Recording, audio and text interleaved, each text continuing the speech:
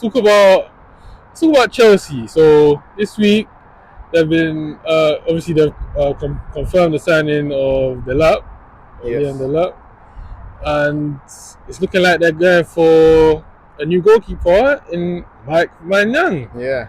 What are your thoughts on that transfer? Yeah, I mean, that's one where I think everyone would say Sanchez, he struggled this season. He made a lot of mistakes, a lot of costly mistakes that really cost him a lot of points. I don't think he's Premier League level. I'll be real. I wouldn't go that far. I do think he's a Premier League keeper. I think his qualities, he does have certain qualities that make him a Premier League keeper.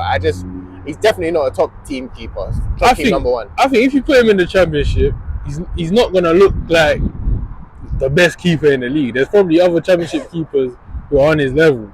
Honestly, I don't think he's good at all. I mean, I think he'll look like one of the better keepers in the league, like no matter what's happening. But yeah, anyway, that's your opinion. Look, I think it was clear they needed a keeper, right? And the decision they had to make, and what's been reported, is because they've got quite a few on their books, they got some young ones. Are any of the ones coming back? So Mike Penders, who's only a teenager, but he's a huge talent and like very highly rated.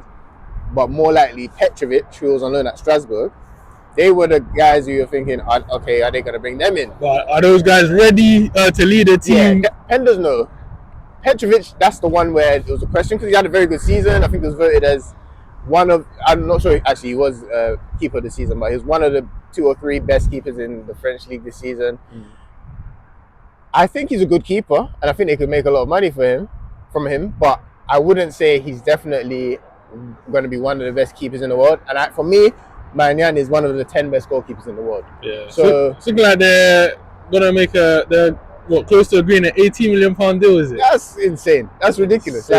Like, just for context, 7 years ago, 8 years ago, they bought Kepa for 70 million. It just goes to show, like, they've come leaps and bounds now. Yeah, like, they have a recruitment team that knows what they're doing now. I think even them, they had to, there's been changes in their team.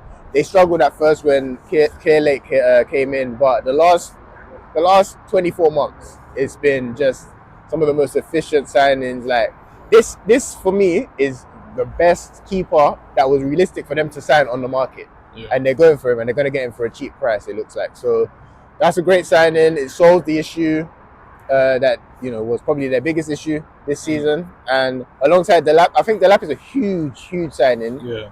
For the price, his potential, I think he's got the potential to be a world-class striker, and I think we'll see it like soon, like this season. Also, seeing they're not signing Sancho on a permanent deal. Yeah, they failed to agree terms with him.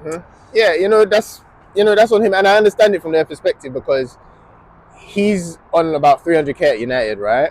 Jesus. Yeah, but the problem with giving him, let's say it's even 200k, right? Yeah. The problem with giving him that is Cole Palmer doesn't earn that, Caicedo doesn't earn that. You can't really justify them not earning that. So you have to now increase everyone in the team pretty much. And they have so many young talents who are going to be improving quickly, who are going to be asked for the same. You can't really mess up your wage bill like that. One point about Sancho, big talent, great talent, but I can't lie. This is a clear indication that he's not focused on football right now. Yeah, I mean, it's not a great time because it was a huge opportunity. If you just look at the football side, to be part of this Chelsea team now, a team that I think there's so much talent there. They're going to be competing for leagues, Champions Leagues in the next few years. And he had the spot there to really try. He could have become a starter, a regular. He had that potential. He has that potential for sure. So. I don't know if it's bad advice from the people around him, or if it's he's just. I don't know. It's hard to say.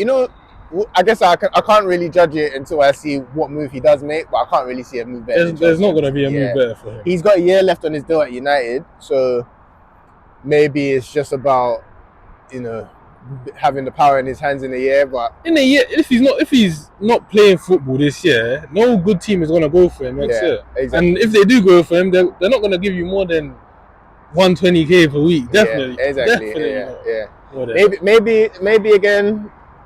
His team are thinking, all right, we'll wait to the end of the window, just like they did last year. Put pressure on United, and maybe we can keep our wages and still make a good move. But I do Yeah. think that Chelsea move was the best thing they could have done. So All right, let's. Yeah. So obviously to replace him, they're looking for a winger, and it's looking like they're going, full force for Jamie Gittens. we get What do you think about that?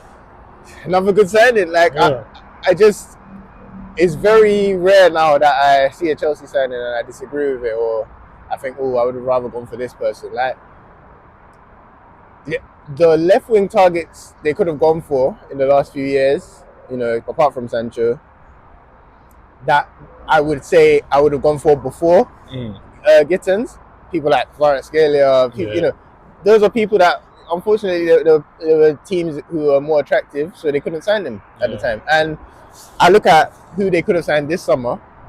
They've been linked with Nico Williams, Gittens, Garnacho even. I think all of them are good in different ways, but Williams, with his wages and the competition, no guarantee they would have been able to get him anyway. Yeah. I think Gittens is the best signing they could have made, and the price looks like it's going to be around £35 million. I genuinely think he's a real winger, 1v1 specialist. He can keep the width, and I think that's where he shines. He can go both ways, right foot, left foot, with his dribbling and his shooting, crossing. I think that because Cucurella is good, solid, but he's not anything special going forward, in my opinion. Like he's solid, dependable. And a lot of the time as well, they kind of do this 3 at the back thing where it shifts, and I think he gives them the option of just having that clear width on the left, and then it balances out the team a lot more. He's got more pace as well than if we compare him to Sancho. He's got more pace than him. So I think that adds a lot to Chelsea. Like they're going to be more dangerous, more efficient this season. And I know those guys are young, but I think the good thing about signing 21, 22-year-olds is they're coming into their prime years. Like for me, the prime is 23 to 29. So if you're signing players who are approaching that, you're going to see Gittens, in my opinion, look like how Barcola has looked in the last 2 years. PSG signed him 2 years ago, and people wouldn't have said, "Oh, he's this world-class, close to world-class winger," but they saw he was approaching that. Same with Doué, same with all these signings they've made, and this is the most efficient. It's the smartest time to sign these players. So. Yeah.